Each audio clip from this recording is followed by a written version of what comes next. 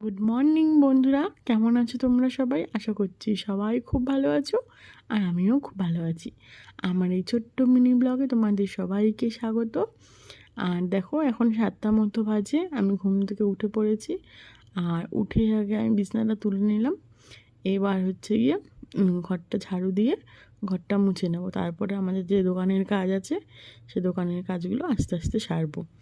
দেখো, এখন সব কাজ মোটামুটি শেষ হয়ে গেছে। এখন চলে এসেছি আমি গরম জল আর লেবু নিয়ে। এইটা কদিন ধরে খাওয়া স্টার্ট করেছি আমি। আর তার সাথে সাথে একটুখানি এক্সারসাইজ করারও চেষ্টা করছি।